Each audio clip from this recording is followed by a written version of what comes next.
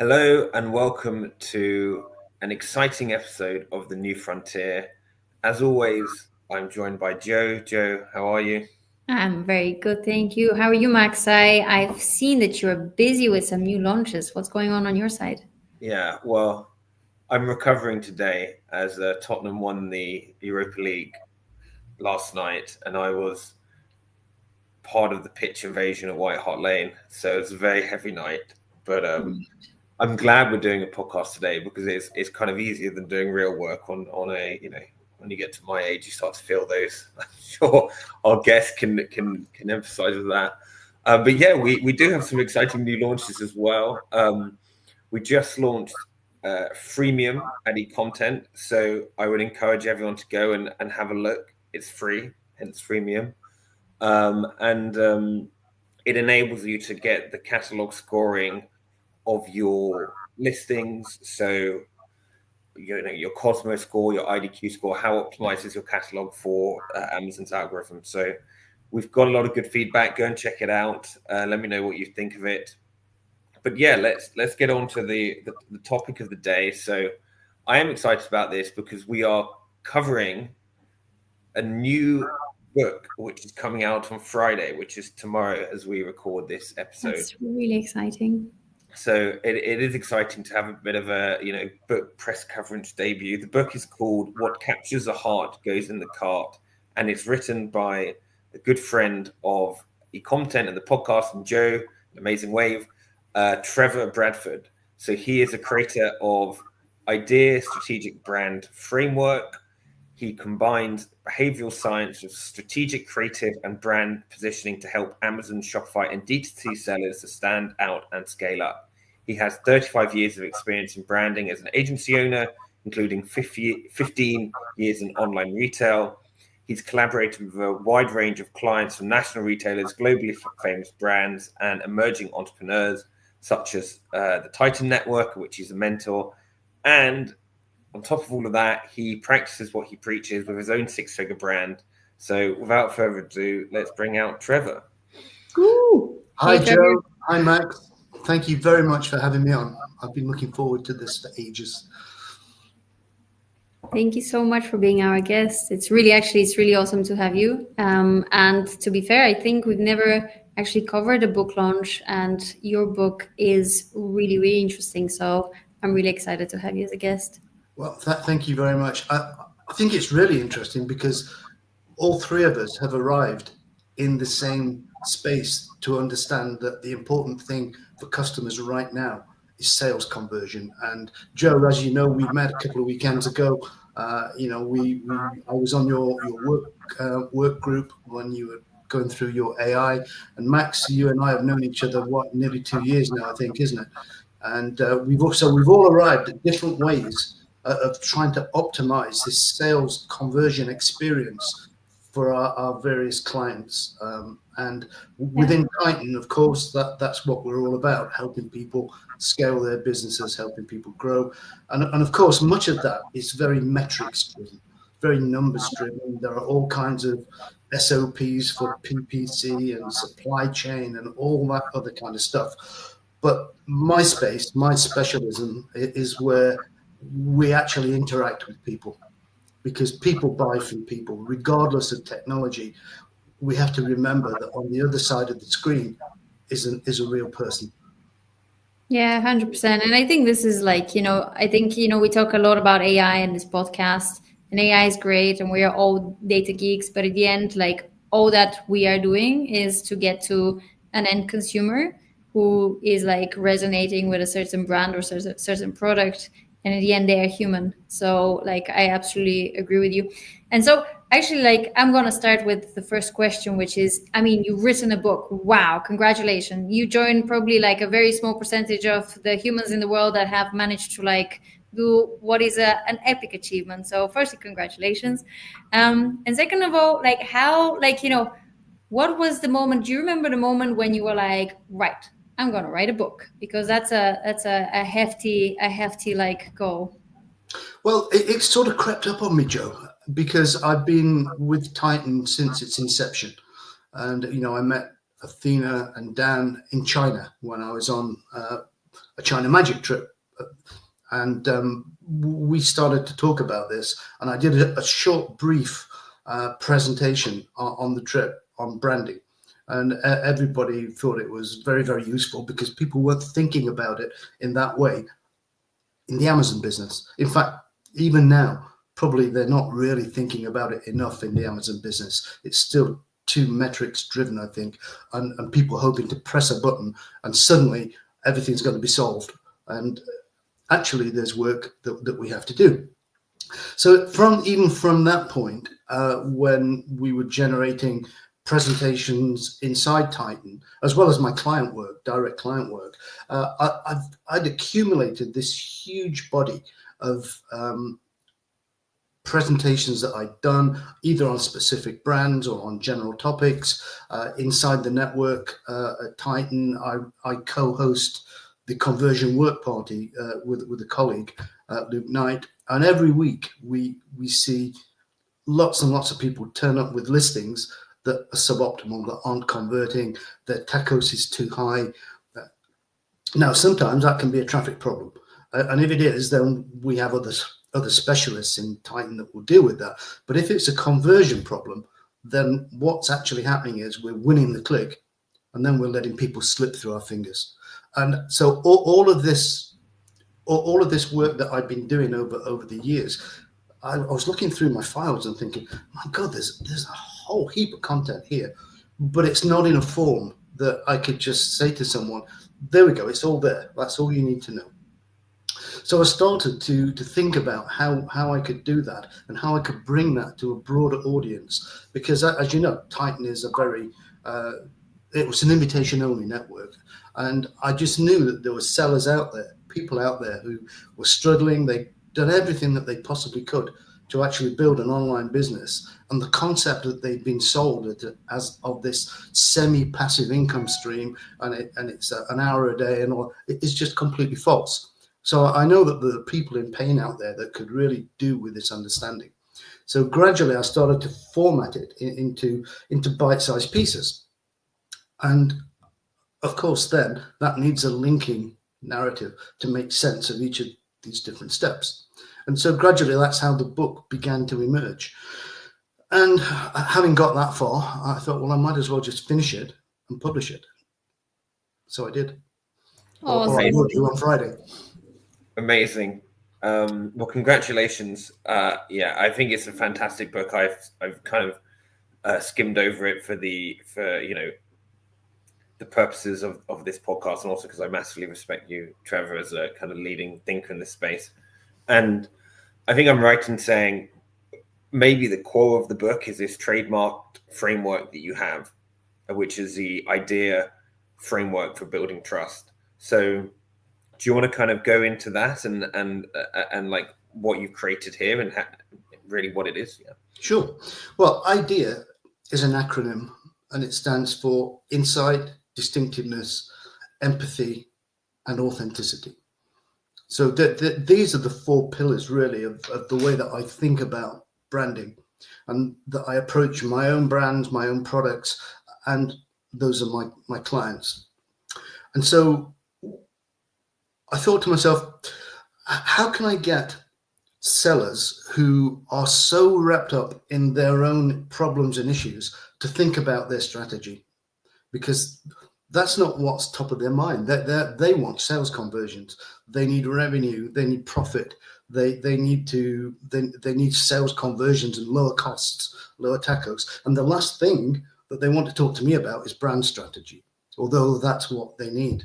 And so I thought, well, if I can find a way to package what is classic brand strategy steps into something simpler, into something easier to remember and very, very easy to use, which in the end will give them all the right strategy elements that they need to connect with their customers anyway, that's going to be easier to get people to take on board and remember. So IDEA started as almost a teaching aid, a framework to actually get people to think about their own brand and their own products and the needs of their customers in a way that wasn't teachy.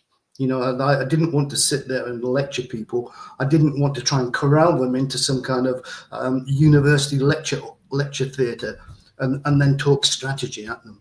I wanted to give them practical steps and frameworks that they can use really, really simply and easily and get some instant results from, as we know. Because if we change our messaging or our imagery, we can really quickly turn around that low conversion rate. You know, within a matter of days, you know, we can all of a sudden get click through and conversion, not just click through. Yeah. And so I thought, right, okay, how are we going to do that? And so that's where the framework comes from. And those are the 4 pillars, the IDEA. And in order to make that work properly, I felt that we needed a better way of looking at the customer, the avatar itself. Because traditionally, the way that we've done customer avatars in the industry is a throwback to the era of mass media. You know, when actually those demographics came from publications and media houses who were trying to target their newspapers or their magazines or their TV programs at a certain demographic, as it was called. And back in the day, that was how media was sold. And that gets you so far. Of course, we need to understand demographics, but only the relevant portion of that huge amount of demographic data relevant to the sale and the product and the customer. So what comes first? Well, the buying intent comes first, because that's the only thing that we know for sure, because we have that in the search data. The customer's already told us what they're looking for. So if we start from what we know and work backwards, then we're going to get a much deeper understanding of the customer. So first of all, in the Avatar 2.0 tool that's in the book and the framework, I start with buyer intent. And then we try to picture what the motivation behind that search was. What job are they trying to do with this product? What are they trying to achieve with it? How do they want to feel once they've achieved that? What's the future vision of life once this problem that they're trying to fix is solved? Underpinning that, there'll be a number of emotional triggers that we can present to them that demonstrate that we actually understand and empathize with what it is they're trying to do and what they're trying to achieve. And we need to show the customer that in our listing, in our images, in our text, in our copy. And then there's some pieces of research that I found fascinating. Shopify did a great piece of research last year. They surveyed about 8,000 shoppers in Europe. And they broke it down into 4 shopper types. Now, obviously, we have a huge amount of respect in the industry for Shopify. It's a fantastic platform. And those guys know how to sell. They know how to present product in a way that customers feel comfortable with it. It's just a super platform. And they say that about 50% of shoppers in their survey sample of 8,000 were what were the value seekers, and they were looking for price above everything else. They were not brand loyal. They were not likely to come back and buy from you a second time if your price went up a little bit. And so if we're thinking about who we want to serve in a given space, they might not be top of our list of priorities, depending on what product category or niche that we're in. About 35% were people who bought into quality, who are seeking not the cheapest price. You know, they want a fair price, because fairness is a big psychological factor when we're shopping, when we're dealing with people. We want to feel that we're being treated fairly, but we're not looking for the cheapest price. And they represented, I think it's 37% of shoppers. So there's a good chunk of people there that actually, if we deliver a great service and a great product, and we relate to them in a way that they want to receive their information, that they could be a really great audience for us. So they're type 2. You know, the value seekers were type 1. These guys are type 2 shoppers. And then there were 2 much smaller groups.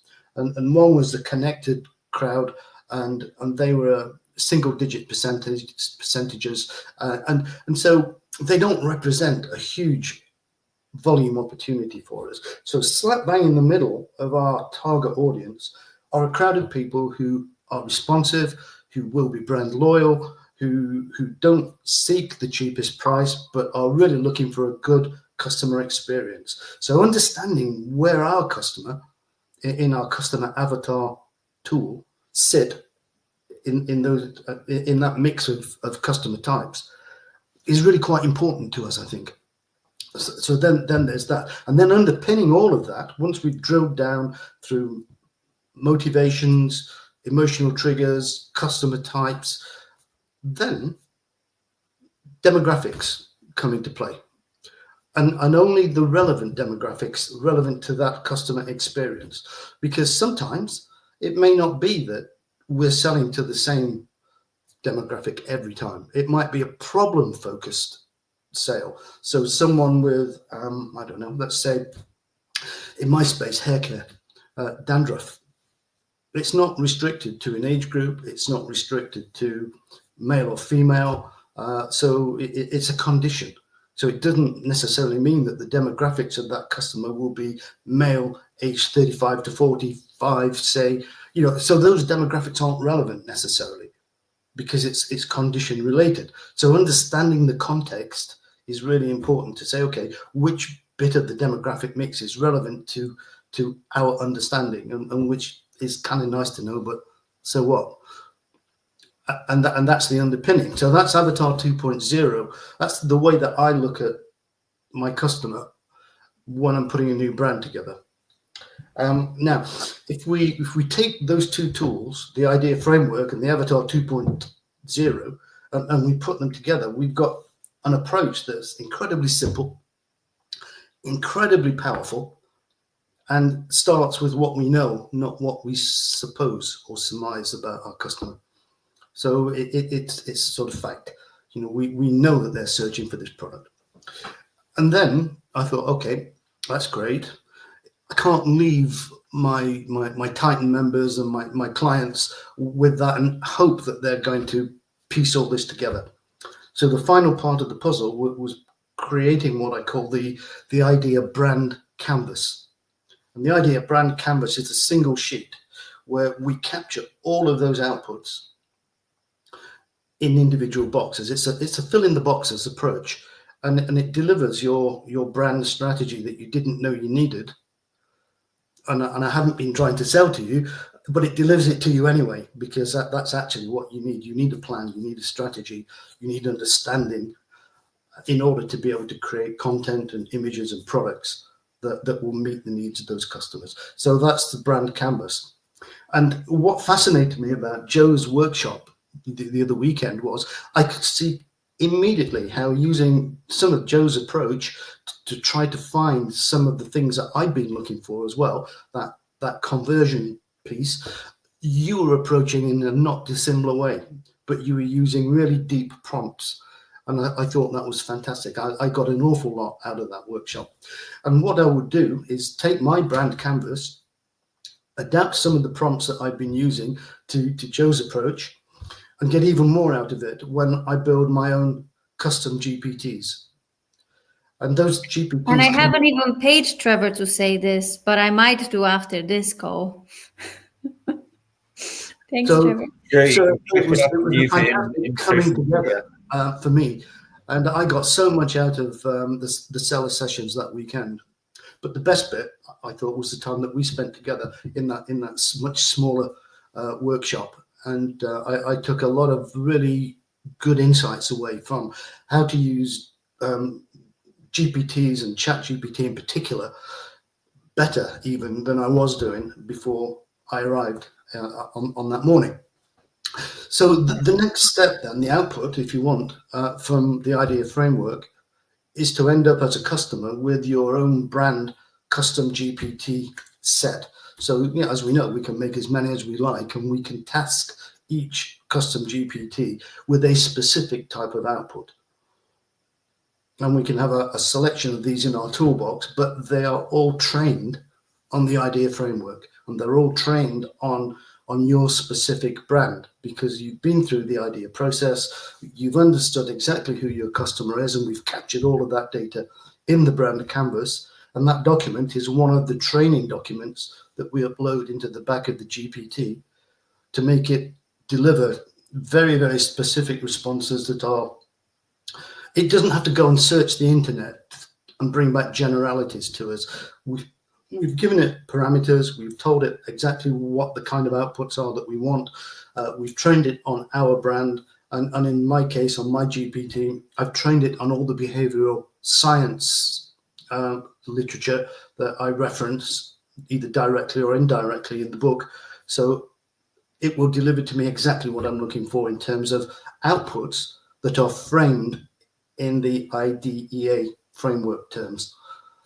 And it works so much better than just general chat GPT or any other general GPT that I've used. So if we put the work in, Joe, in the way that you were teaching people in that work party, they're going to get so much more out of AI in a significantly better way for their brand than if they were just fiddling around with Claude or fiddling around with ChatGPT or any of the other things. Now, I guess, Max, all of this feeds back into e-content because then once we understand exactly who our customer is and we understand what our brand means to them and how it fits into their lifestyle and what role it plays in their life, then all of a sudden we can generate imagery that shows them the brand's role in their life, that shows them within the imagery almost, as it were. They can see themselves in that space using that brand and feeling comfortable. Therefore, you've done the weave, Trevor. You know the weave that Trump talks about, where he goes through all of the different talking points and hits them all. So congratulations. I mean, I'm not sure I like being compared to Trump. I'm just joking. I mean, I think that was really a tour de force, and thank you for it. I guess I'm someone who likes to kind of learn by maybe examples. So could you take like Nike or one of the big brands and just show how they're using how they're obviously using the idea framework, even if they're not specifically using it, but I'm sure they capture many of those elements. Max, I'd like to go a bit smaller, if I may. Sure, yeah.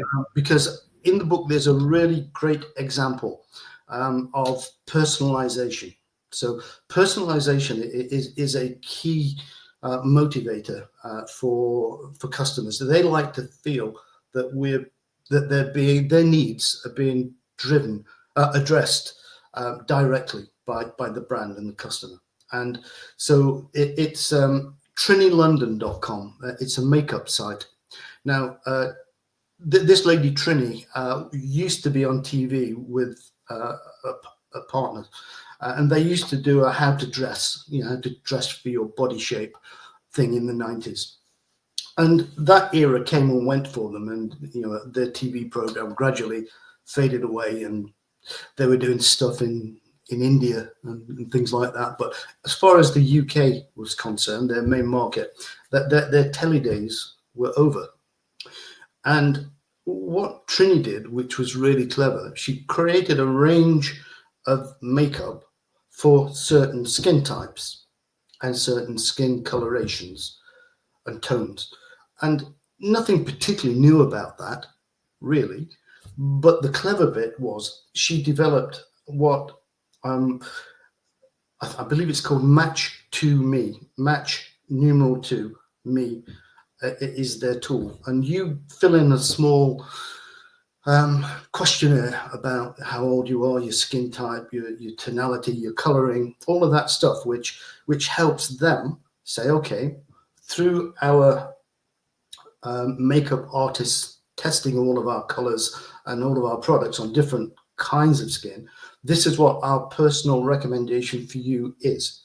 And then it narrows down their entire product portfolio into products that might only be right, say, for me, if I was looking for that kind of product. And then obviously it does all the you might also like and you might want to consider upsells, downsells, sideways sell, and all that kind of clever e-commerce stuff. But it starts with personalization. And that whole personalization thing is a massive trigger, rather than being left to try and figure it out for yourself, particularly online, Joe, right? If you buy makeup, because it's not like being in store and you've got testers and you can put a little bit on the back of your hand, or there's a makeup mirror and you can try a bit of blush or a bit of that.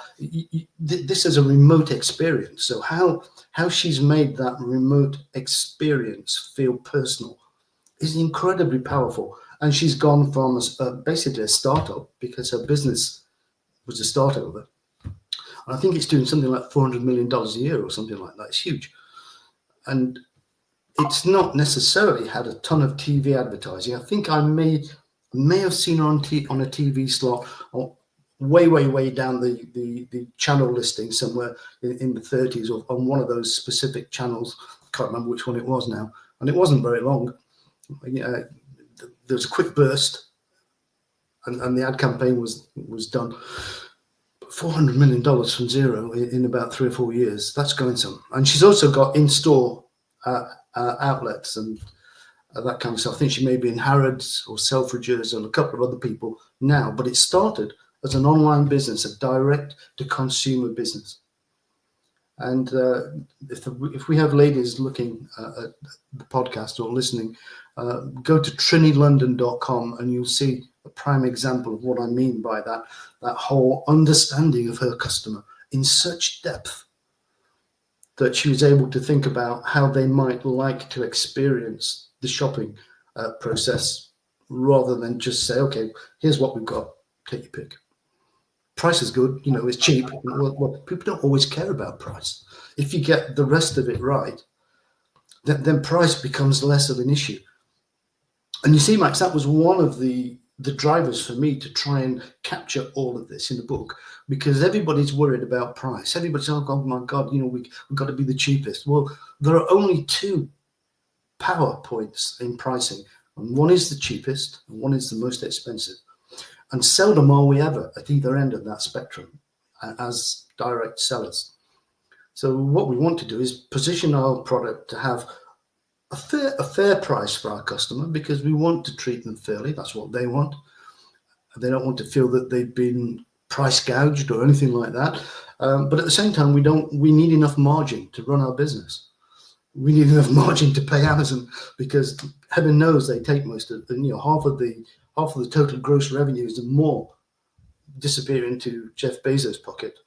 And that's even if we are running a brand that has managed its TACOS, total advertising cost to spend, well, to deliver something like a sub 20% TACOS overall, and a margin in the order of 25% that we can take out of the business, pay ourselves perhaps, reinvest in more stock, hopefully, and keep the cycle going. So the importance of the conversion piece in all of this is so vital.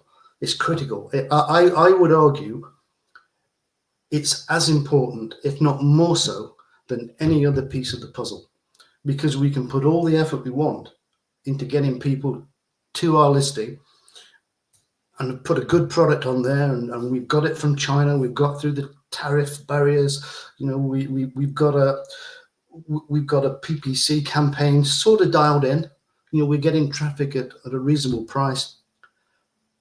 And what happens? They slip away. We didn't say the right things. We didn't embrace them. We didn't sort of figuratively put our arms around that customer when they arrived on our listing and said, that's okay, we understand you, we get you. Yeah, we've got what you need. You can trust us. And if they don't trust us, they don't buy.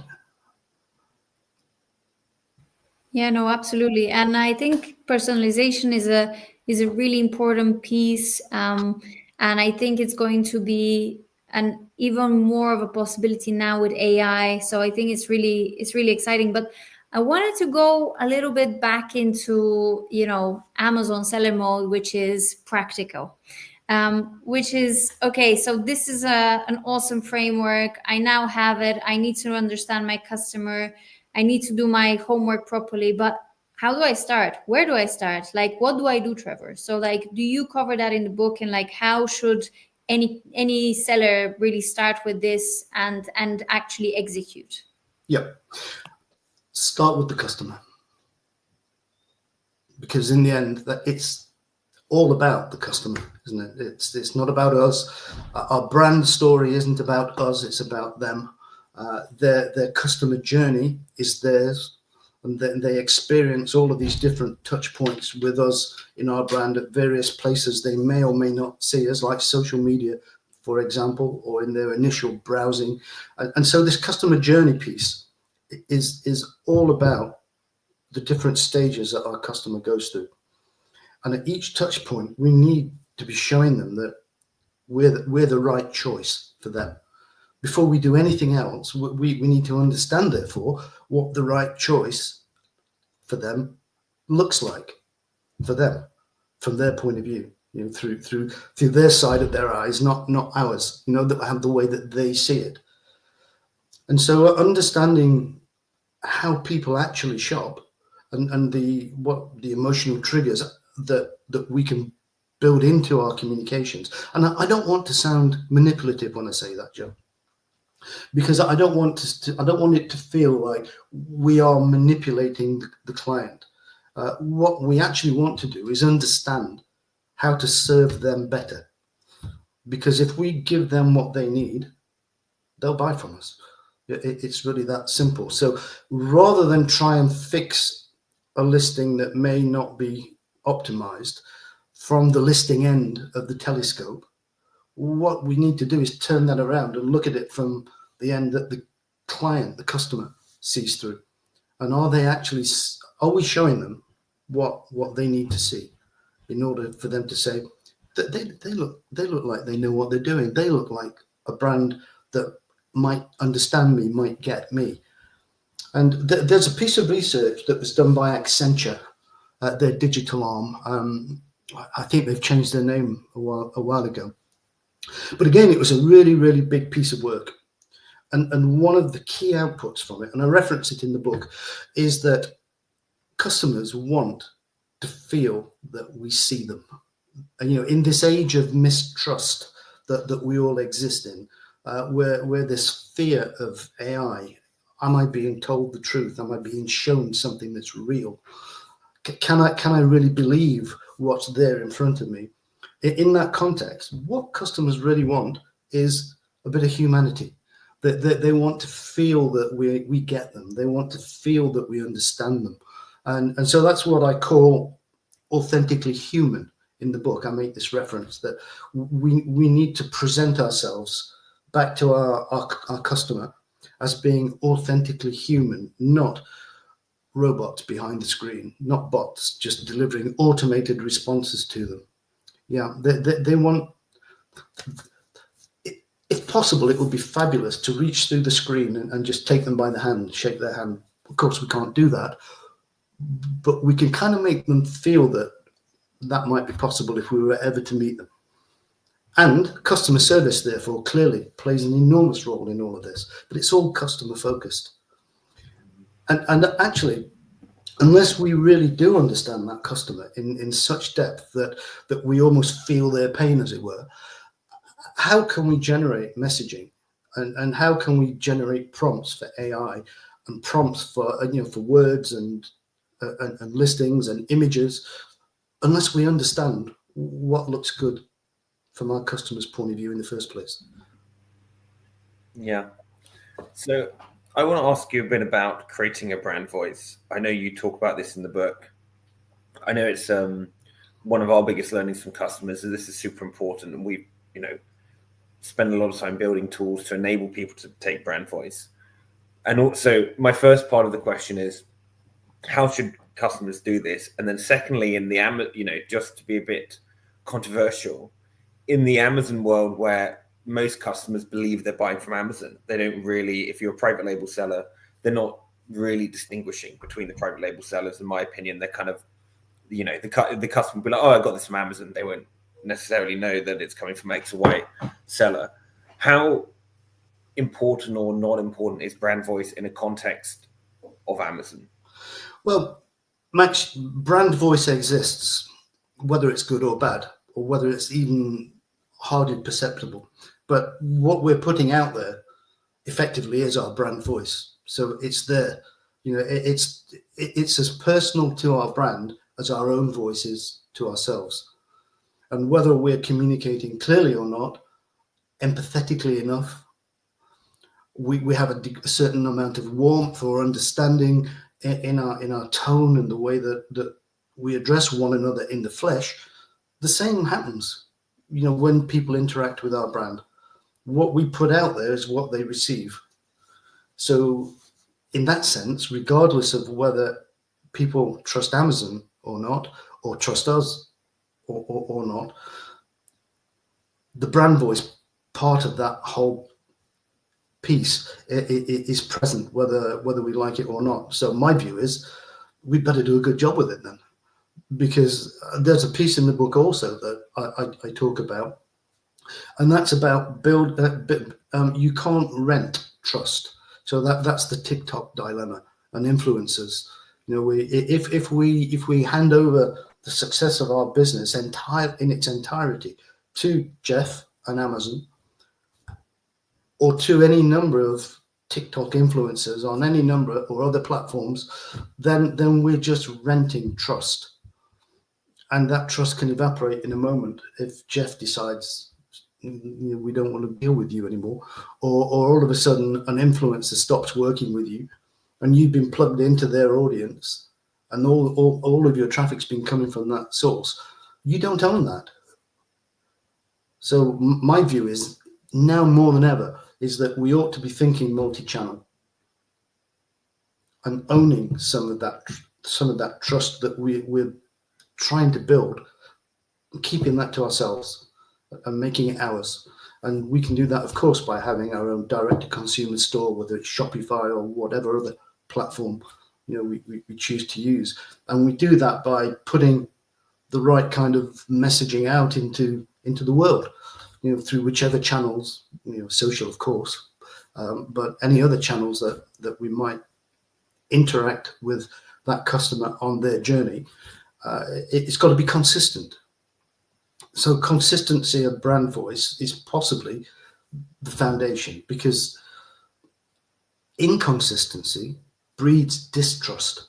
If we say one thing one day and something else another day, people say, that Max guy, I don't get it. He said this and then he said that, and it's just something I'm not comfortable with there. And it's the same with our brand. Whereas Jo, every time I see her, she's dead straight down the line, and she's as consistent as they come. And I'm buying into what she's saying. I believe her. I trust her. And so that consistency element in behavioral science is critical. There are studies about it, Max, numerous studies, in fact, that show that consistency is one of the actual major factors in whether or not we like and trust someone else, or a brand, or a business, or whatever. In fact, interestingly, I was listening to a podcast the other day, which was talking about how fraudsters manage to take us in. So back to this trust thing again, how they build our trust and then misuse it. And one of the ways that they do that is being incredibly consistent in the way that they message us through their emails, making it look like they're calling us from the bank, and the minute we sense an inconsistency on a fraud telephone call or emails that come in that we think there's something not right about that, we get it.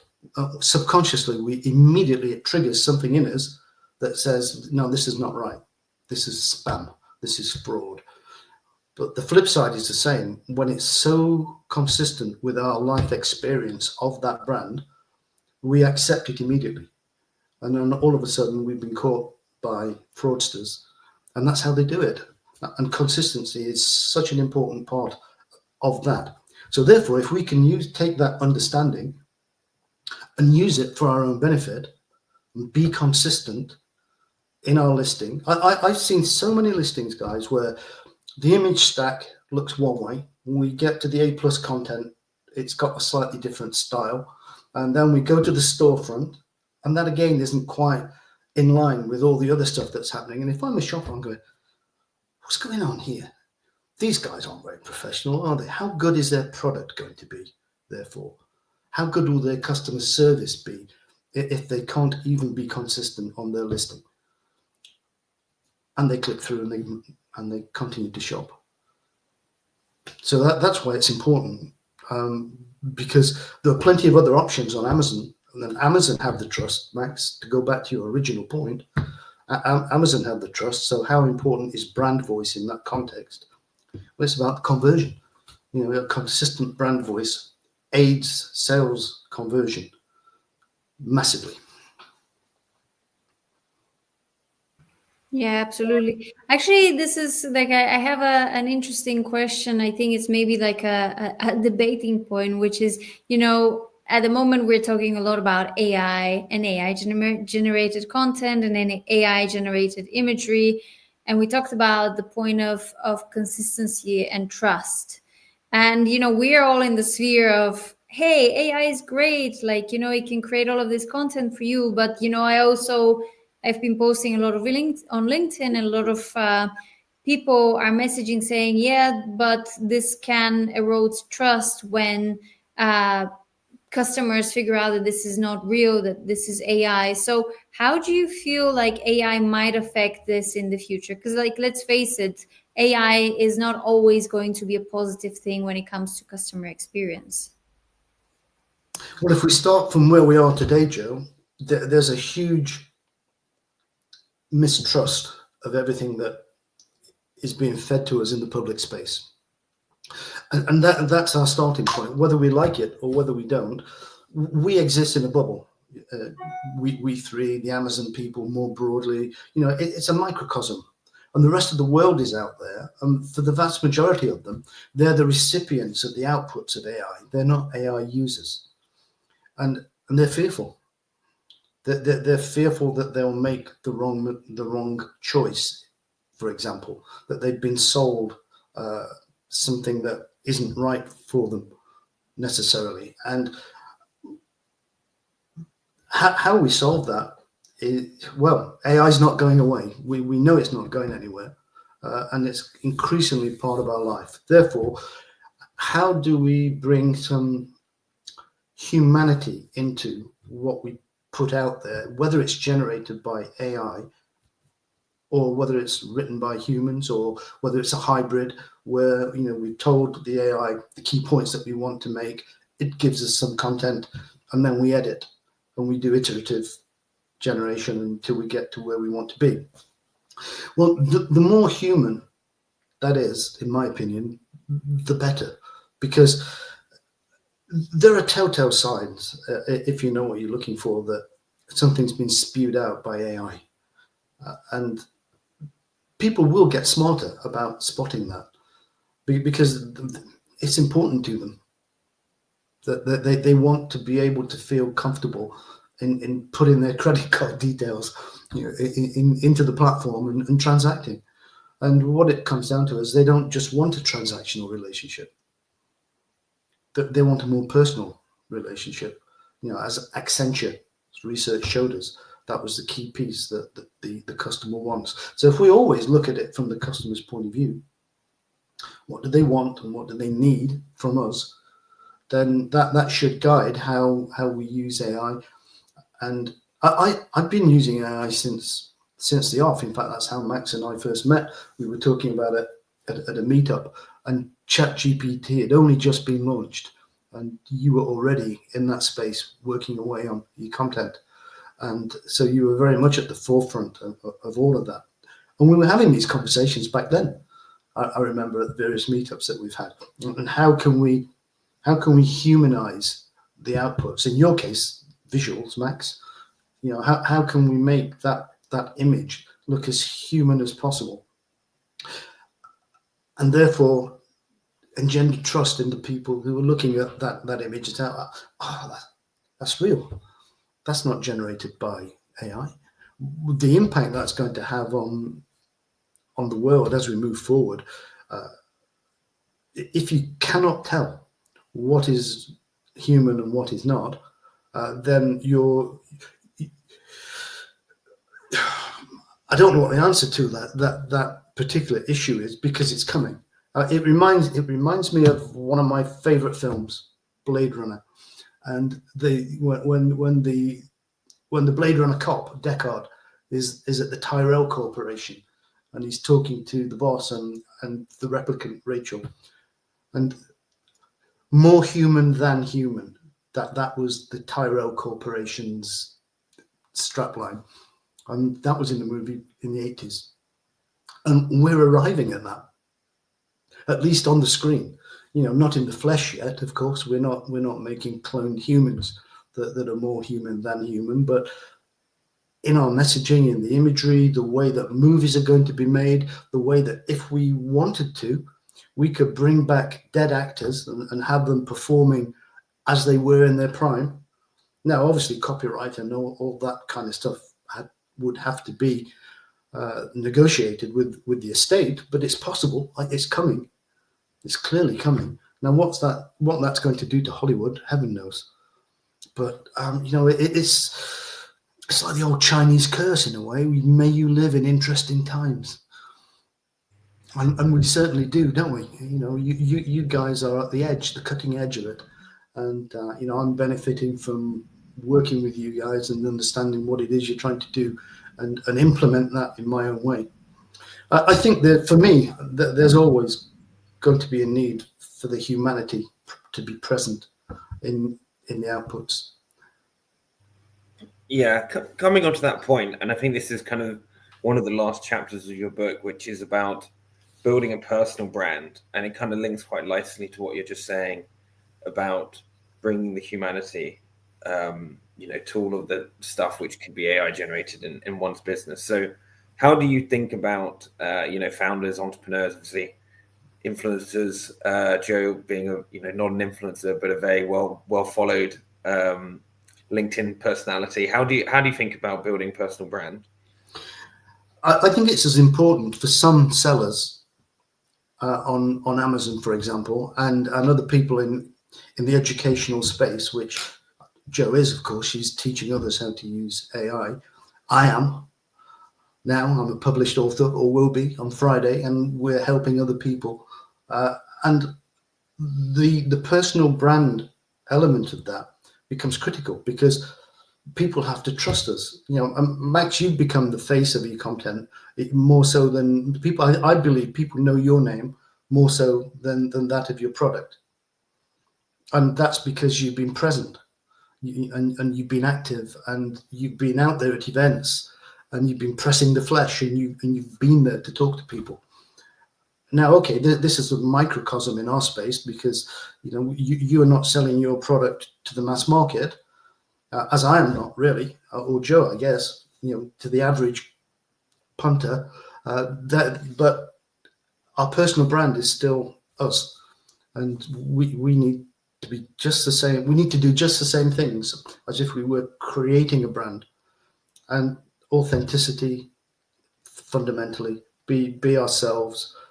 Be honest about what we do and how we can help others. And if we can't necessarily help them, be honest about that as well.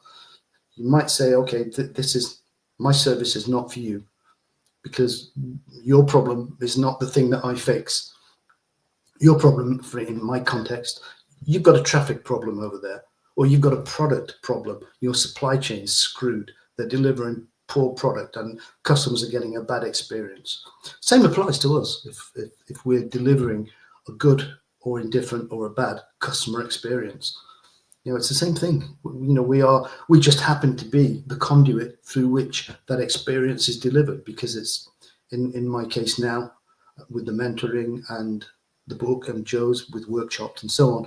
It's a much more direct one-to-one conduit as opposed to mass market, but the principles are the same, really, and our brand voice exactly the same.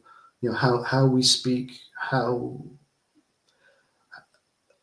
the words that we use, our tone, our gestures, whether or not we can get people to lean in or they sit back.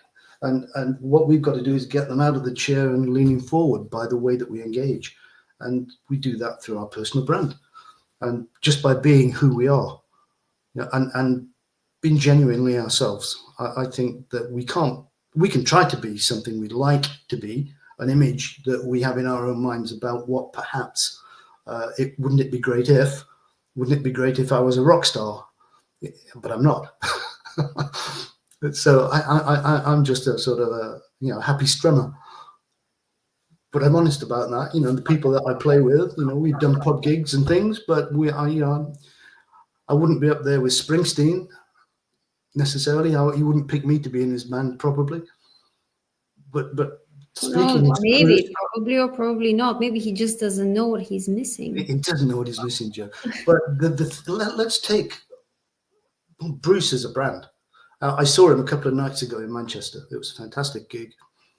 And the most compelling thing about Bruce is his authenticity. What you see is what you get, and it's what you've always had from Bruce. So consistency is at play there, that very important element. You know what you're going to get. And he's going to over-deliver every single time. And you come away having spent a substantial amount of money on a ticket, feeling fantastic, feeling that the embrace had happened at the venue, that you were all there together. You'd experienced something. I wouldn't call it transcendental, but for a period, you were with your tribe. And this is what we have to do as personal brand people. We have our tribe, and we have to make them feel welcome, and we have to embrace them, and we have to bring them in. We have to help. Awesome. And I think your book will definitely help a lot of people with a lot of essentially how to connect with their customers. So I think now sort of we get to the end of the podcast, and I would really love you to share with us how people can buy your book, how they can find it, and how they can get in touch with you as well. Great. Okay. Well, first and foremost, because I'm about to be in launch phase, I've sold my soul to Jeff, and I put it on Amazon. They're for we don't judge. For a limited time, Joe, there's going to be a silly price on the book. That's $2.99 to get the Kindle version. There is available, or will be available on Friday, a paperback version. In fact,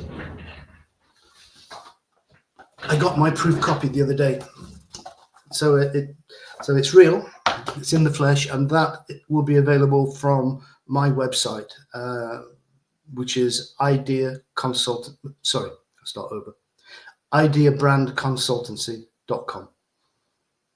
Awesome. We will link it all in our description. And then in general, if people want to get in touch with you, or do you want them to get in touch with you, how could they do that? Yes, on the website, Joe, there's a contact us page if it's a general inquiry, or if they want to talk specifically about their problems, there's an opportunity to book a half-hour consultation with me. There's a calendar link on there, and they can fill in the form, tell me what their problems are, send me as much information and links as possible so that we can have a meaningful conversation and see if there's a fit, see if we can make some magic happen or not. Or at the very least, they'll walk away with some value that says, okay, well, my problem isn't what I probably thought it was. It's this, in Trevor's opinion, at least anyway. And they get some value. So that's on the website too. Be delighted to speak to brand owners of any size, because particularly if they're budding, they've started, they've got a product in the market, but it's not going the way that they'd hoped. I'd love to be able to help, because we've all been there, and we've all had that moment of struggle, and we have to help people get through it. Awesome. Cool. Well, Trevor, it was a pleasure. It was super interesting. And thank you so much for being our guest. And to all of our viewers and listeners, please join us next week again, where we're going to have another awesome guest. So until then, bye-bye. Thank you. Bye.